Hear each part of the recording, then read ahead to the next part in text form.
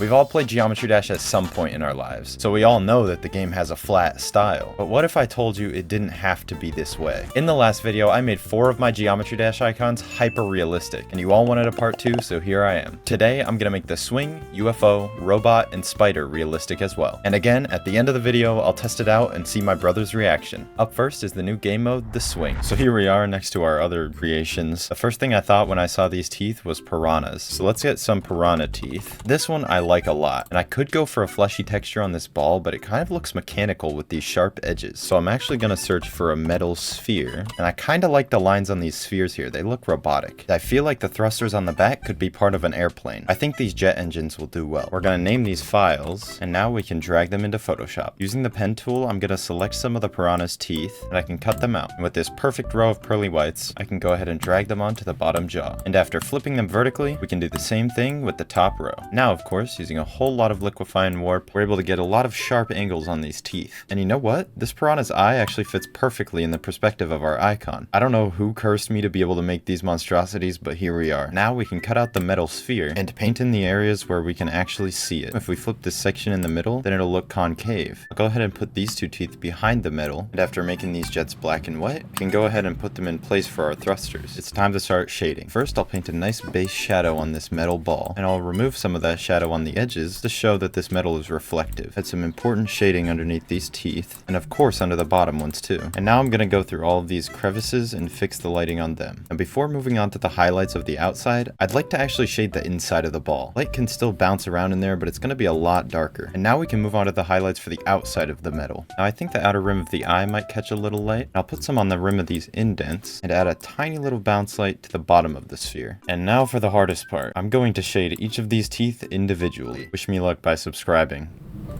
Alright, there's 1 done. There's 2. There's 3.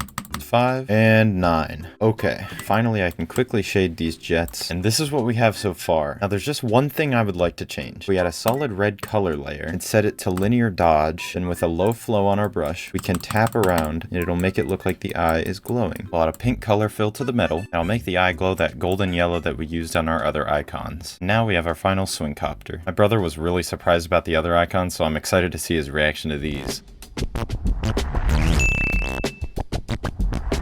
Time for the UFO game mode. These look like wings, and the center looks like it has some sort of gem. Of course, there's also a glass dome at the top, but I think it might be cool to use a bubble instead. We'll need wings, and these look good to me. And then we need a ruby, because some rubies are rhombuses. Then I want a bird feather texture, and I think this one looks awesome. Finally, we need a bubble, and I like the look of this one. Name our files, and drag our ruby into place. Liquefy the wing into the shape of the UFO. Copy it to the other side. I'm gonna make these feathers black and white, and I'll raise the yellow value to match the white in our icon. And you know what? For these feathers, I should actually cut them out at the bottom. I'll use this feather to cover up this area. And I've also gone ahead and made these parts pink. In the last video, so many people asked for this to be a texture pack. So in the description, there's a free download to the icon folder for this series. Now we can put our bubble in, and we can get to shading. And I also appreciate all the video ideas you guys were giving me. So feel free to leave any in the comments. I can put these below the other feathers by shading the tops. This ruby should be below the feathers. This one's only taken like an hour so far, and I already feel like it's gonna look really cool in game. Add a bit of highlight to the top, and there's our UFO. It'll be funny to see this cat icon inside there as well.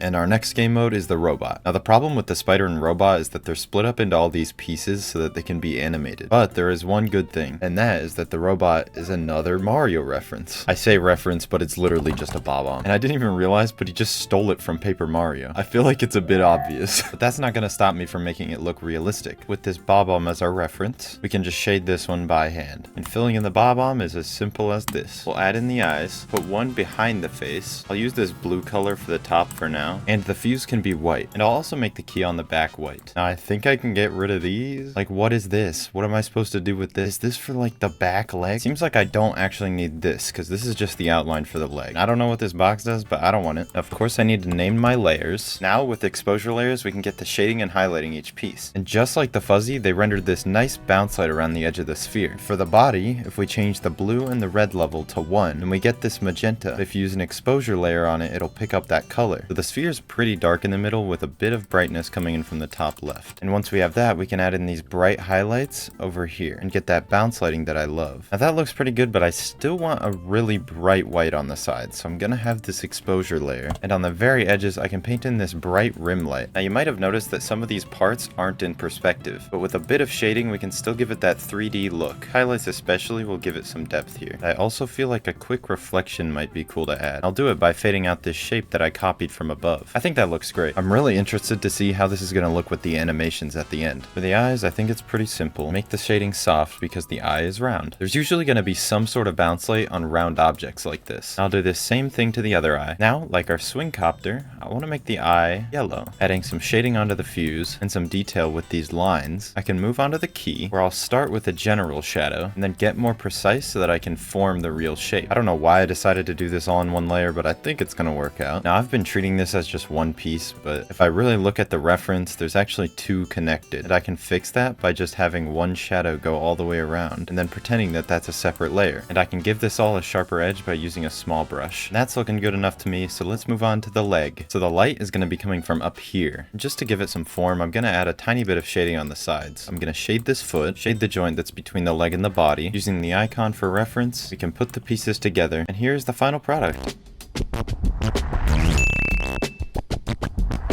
So we have every icon so far except the spider. And the spider is another one that uses animations, so I'm gonna have to split it up into pieces. It seems to be split up into the head, two sets of legs. The legs in the back are copied over just like the robot. And this icon is a little crab. I found this image of a shell, and I think that the perspective matches our crab. We're also gonna need crab claws, and I think this image is perfect because it also has crab legs, crab eyes. This little fellow will work. Name our layers, put those beady eyes in place, cut out the shell. We can put it generally where it goes, and I'll take these claws and line them up with my icon. I'll take these two legs off the crab and then fit them roughly into the shape of the legs. I'll take the top of this crab's head and use it as a texture for the face. Now this thing certainly doesn't look right yet. Warp it into its general position. You guessed it, I'm going to use Liquify to form it around these edges. Paint this layer as the bottom jaw, and I'm actually going to use something called Puppet Warp on this claw. It means that I can easily separate these claws without having to mess around with Liquify. Now is a good time to liquefy the claw though, because I need it to be an exact fit. And I'll liquefy this one into place, warp this shell. The legs are in place, and I think you already know how I do shading by now, so let's just skip to the coloring.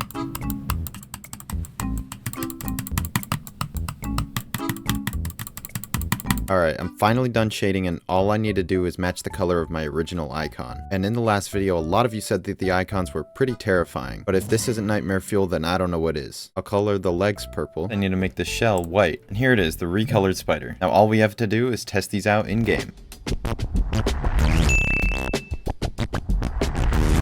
Where's that head? The cat. Oh! Beady eyes. Oh my. What happened to me? Look at the legs. Yeah, they are a little bit broken. I like his claws. Wait, it actually looks so good. Wait, that's perfect. I'm actually amazed. That looks so good because these have animations. You have to Oh. Wait, I don't even know the original one. Oh, that actually does look good. You know what? I'm not mad about it. It looks good. And this one is just beautiful. And then, of course, there's also this spider where the legs are just broken. So like I said, you can download all these icons in the description. And while you're down there, you may as well hit subscribe. Thank you all so much for making it to the end of the video. I really appreciate your support. And I can assure you that there's more Geometry Dash content coming. Have a good day.